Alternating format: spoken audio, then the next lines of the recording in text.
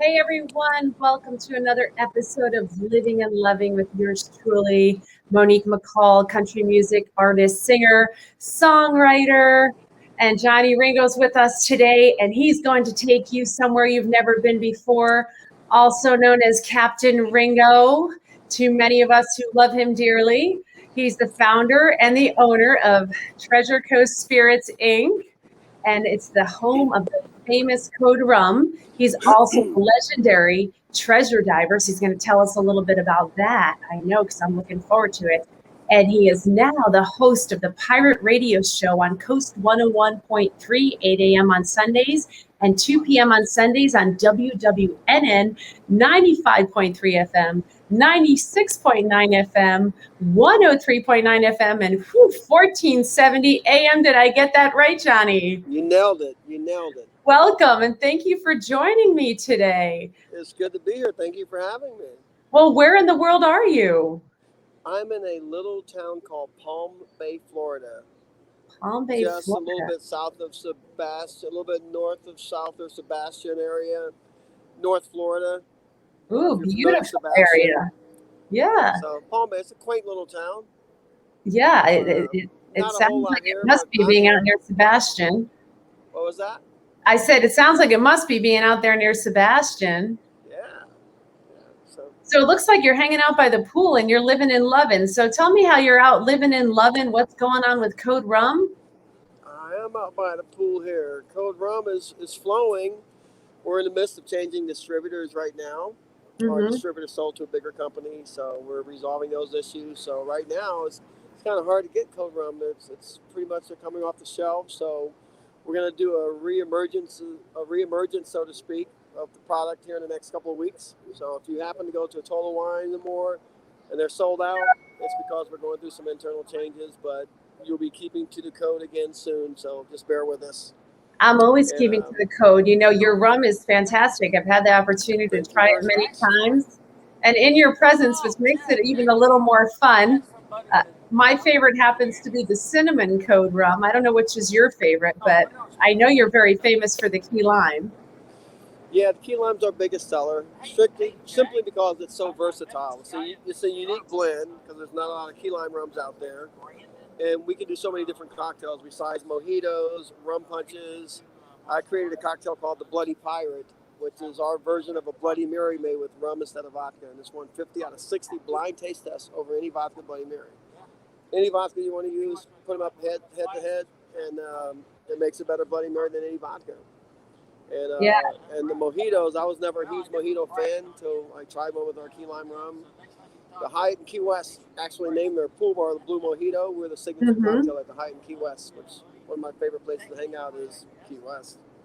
I know. I you have some great recipes that go along with all of your rums. Yeah, if you go to our website, thecoderum.com or coderum.us, we have a recipe page. It's got all kinds of killer recipes, unique things you can do, from our Mango Tangerita, which is our version of a mango margarita, to the Bloody Pirate, to a rum punch I created called Rumageddon. That uses all 5 rums. It'll make you take back things you didn't even steal. Now you got my attention. Yeah. So you're living and loving with a lot of spirit, aren't you? Literally, spirits. Definitely. So now you're out in Palm Bay right now, and it sounds like you're doing some living and loving out there. What are you exactly doing out there? I actually came down earlier today to meet with my CEO for Seafarer Exploration Corp. This is a treasure company that I've dove for, actually treasure diving off the coast of Florida, which is why they call this the Treasure Coast. And Kyle Kennedy wanted to bring me up and just update me on everything that the company's had going on. I saw some really cool piece of equipment they've developed called the Sea Searcher. Wait until you see this thing. They've got probably well over $1 million invested in this project, if not more. But this thing will actually determine not only if there's gold or silver, it'll tell you which one it is. It'll determine between iron, gold, silver, copper. It's a very unique thing. This is really advanced stuff. Big time. It took Mel Fisher 16 years to find the Etosha. If he'd had this thing, he probably could have done it in 15 and a half. I 15 don't and a know. half years or 15 and a half minutes? Yeah, you never know, but it's out there. It's just a question of finding. It's like literally looking for a needle in a haystack. But it's a very sophisticated. He's got literally, when I say rocket scientists working on this thing, I looked at it. They've got two models of it, and I mean not models. I mean they're actual things, but there's two different versions that they're working on. One's completely ready to go, and it's fascinating. The details and the circuit boards is like, I don't know how they do it. Being a humble pirate, it's like it's really technology at its finest. I'm I'll sure. show a And picture of you later on. But yeah, it's so really you're going to cool. get a chance to get in on the Sea Searcher? Did what? Did I get on it? Yeah. No. It's stored in the warehouse right now. But it's something that it hovers basically. So it's not something you Oh, it physically just ride in. hovers. Okay. Yeah, I was picturing it's really cool. I was picturing something of a boat form and then, Like some a sort of hovercraft is what apparatus. you're thinking. Yeah. Yeah, I don't know why I you was think thinking sea of like, searcher. You're thinking something almost like like a superhero type Challenger vessel. Deep. That what? Challenger Deep and James Cameron when he went down to the Mariana Trench. I was picturing something like that, more of a Ah, vessel, just a I figured hovercraft. you were. Yeah, a little bit Yeah. different, but it's cool nonetheless. That's Yeah. next on the list. It sounds really cool. So tell me a little bit more about the treasure diving. I mean, what expeditions have you been on? What was that like?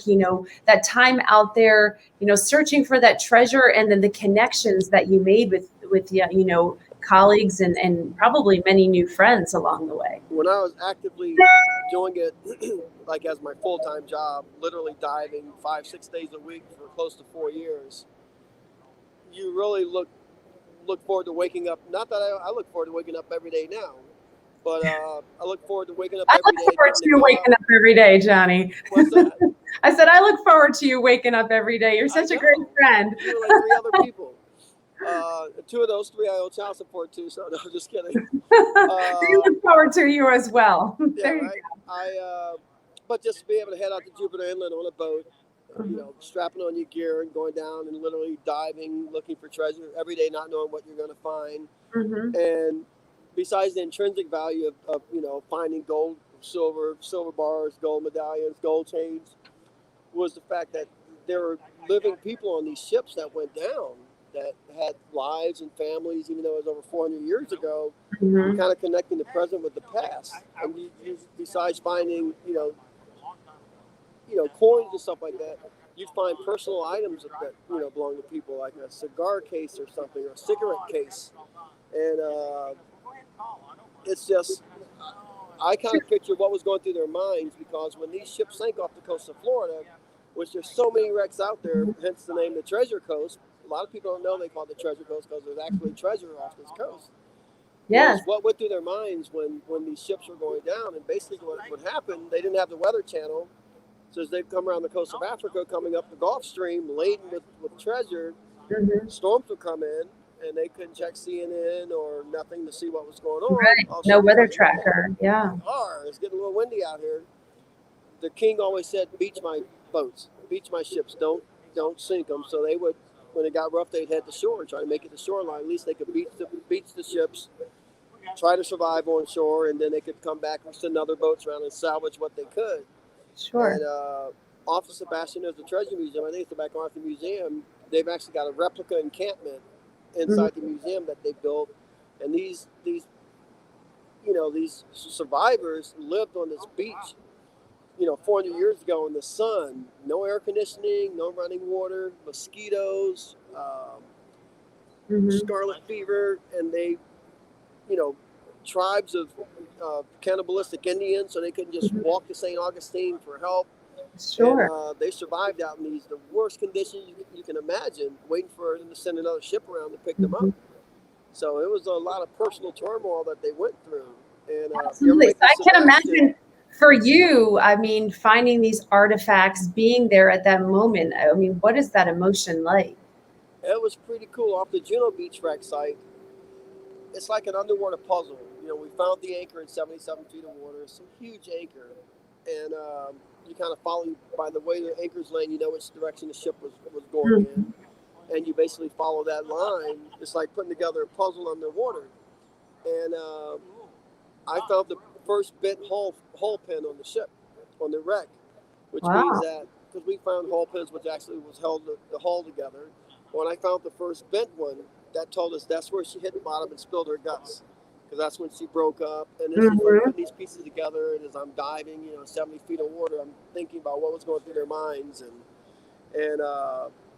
and it's cool when you find like pottery shards. We know that this was held their drinking water, and Hmm. or you find musket balls. That the weapons they had on board to protect the gold and silver.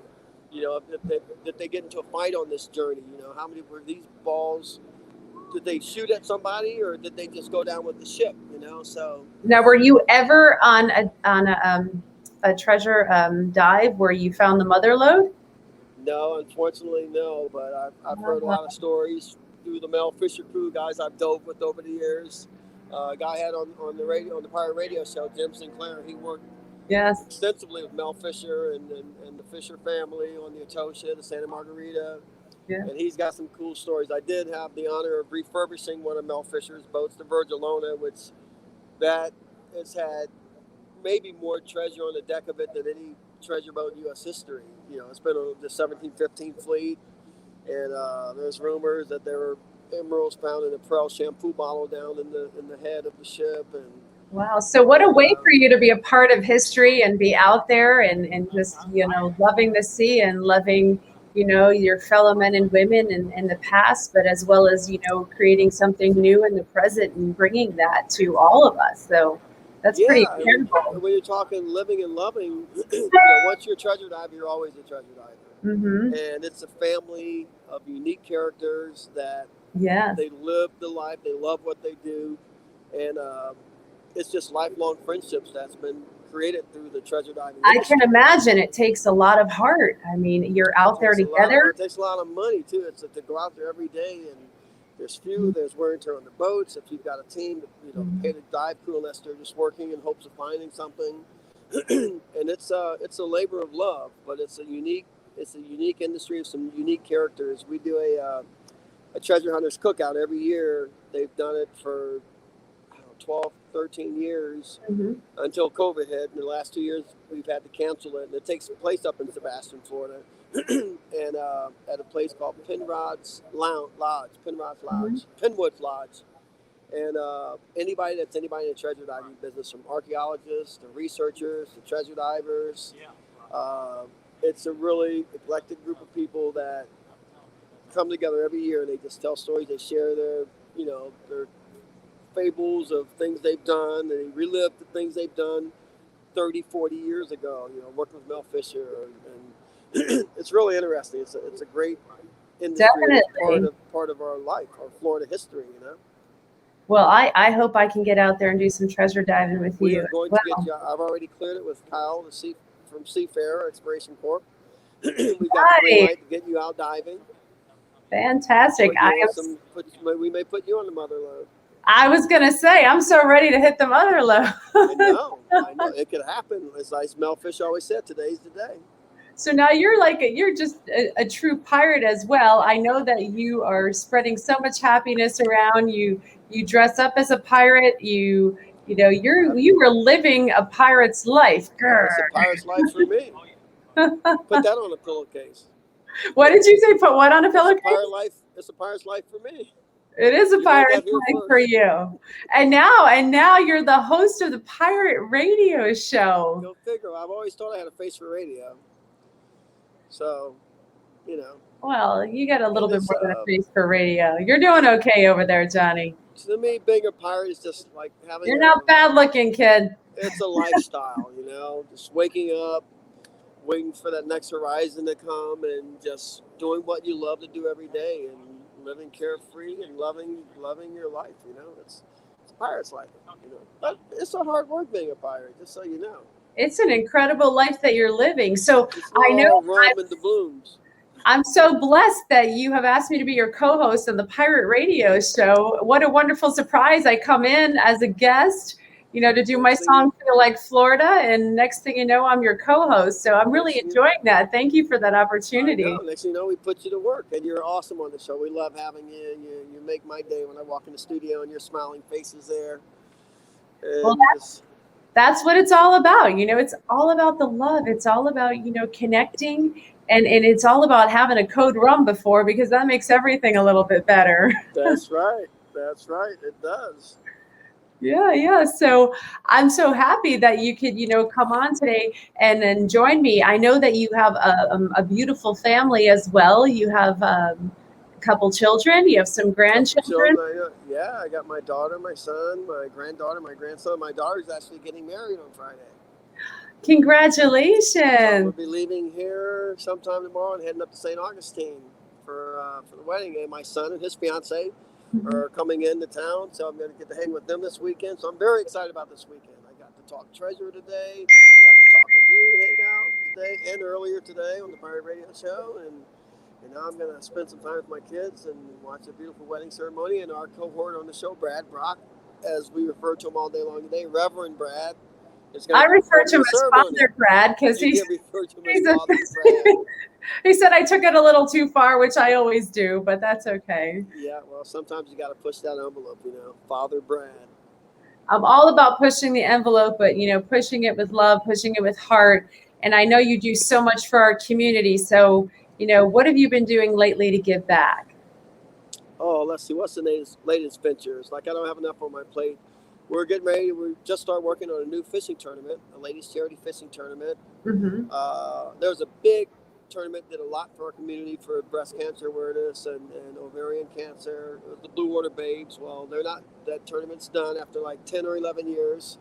So I've been talking with my friends that own the Twisted Tuna in Jupiter about doing a tournament for a couple years now. But then COVID hit, so we revisited it recently, and I came up with the idea of doing the Twisted Sisters KDW tournament. We're making it an 80s themed all-ladies fishing tournament.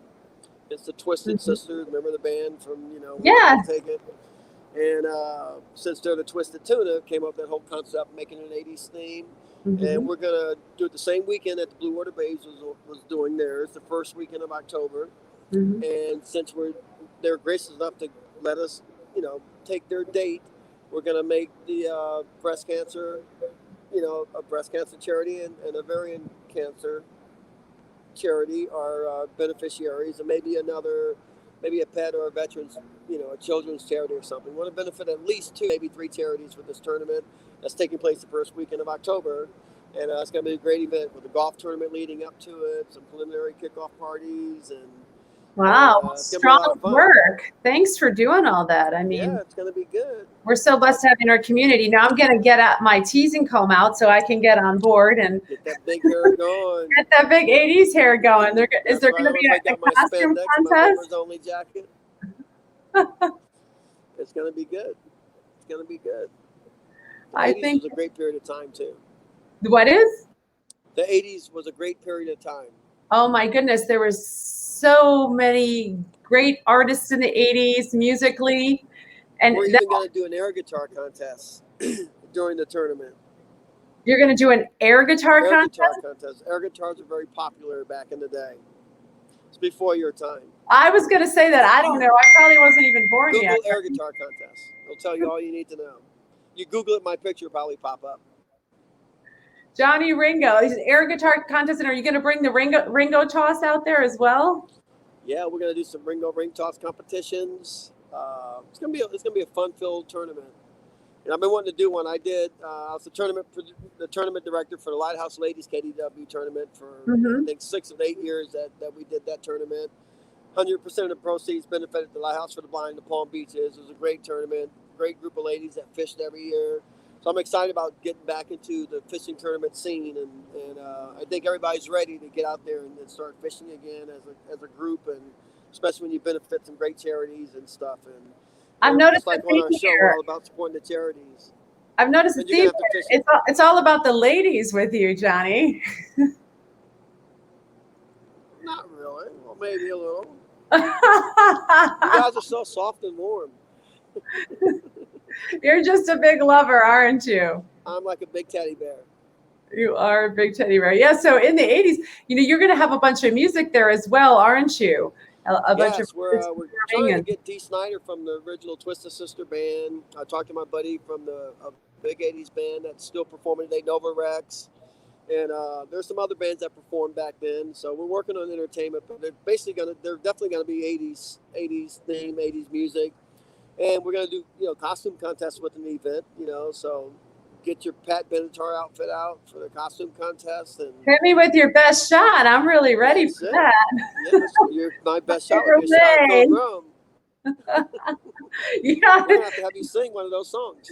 Got double meaning. I'm ready to go. And so that brings me to my last question for you, Johnny. And I always love to ask this one, but feel free to give me more than one answer if you can't just decide on one. But am I allowed to Google it?